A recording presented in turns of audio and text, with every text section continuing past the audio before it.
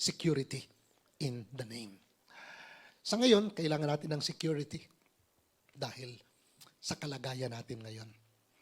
Total security is in Jesus. Ang salvation, secured tayo. Hindi natin kailangan na mangamba. Ano man ang mangyari sa mundong ito, anumang bomba, ang pakawalan towards here Israel, save tayo. Sagot tayo ni Lord. Magkalabo-labo man ang mga missile mula sa iba't ibang bansa patungo dito, salvation kay Lord pa rin. At ang ating depensa, bagamat may IDF, sila ay physical, pwedeng gamitin ni Lord, but spiritually and overall, God is our defense.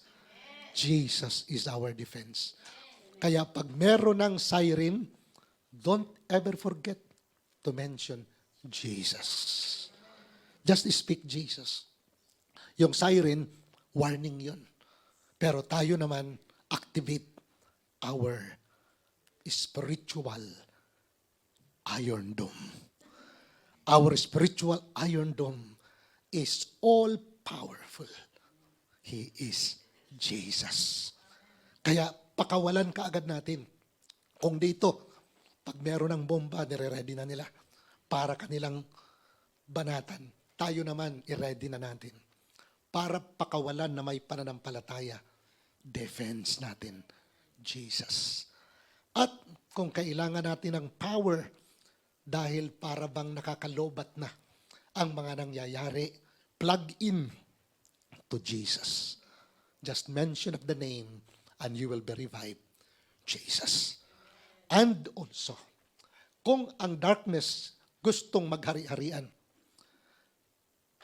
gustong i-terrorize ang lahat, Jesus, we have dominion. In Jesus' name.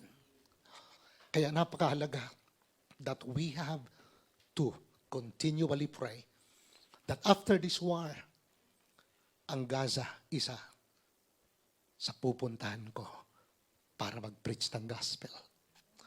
We have to preach Jesus there. Para sa lugar na yan, magkaroon na ng kapayapaan.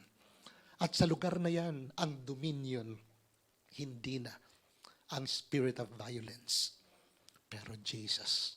And also, daily victory.